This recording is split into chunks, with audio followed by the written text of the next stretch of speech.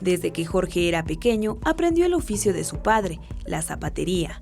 Mientras sus amigos jugaban fútbol en la calle, él ayudaba en el taller. A trabajar porque no había mucho dinero, entonces es que yo le ayudé a mi papá. Ya fue así pasando. Y nomás el domingo, cuando iba yo a jugar fútbol, no salí ratero, ni vicioso, ni nada, ¿no? Estas máquinas que heredó de su padre le han ayudado a sacar adelante a su familia. Más de 70 años en el negocio avala a esta reparadora de calzado ubicada en la Colonia Obrera, tanto que lo buscan de otras zonas. Tengo gente de satélite que vienen de allá. Sí, porque allá hay más el supermercado allá que aquí.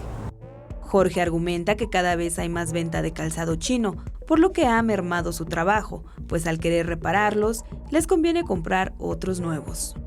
Las que compran zapato barato, pues no, compran otro.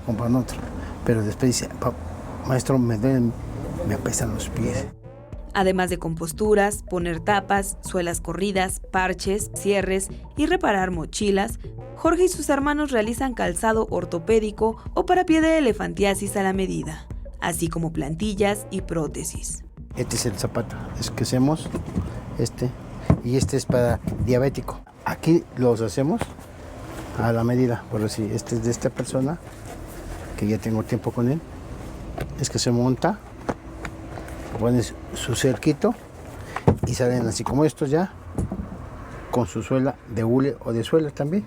Jorge espera que su oficio no muera en su familia al retirarse, por lo que le enseña a los más pequeños de casa a preservar esta bonita labor. Yo enseñarle a mi sobrino y a mi hijo, enseñarles, vienen nomás los sábados, ahí es como a jugar, pues ya uno ya le va entendiendo. Con imágenes de Joel Arias, Iraís Morquecho, 21 Noticias.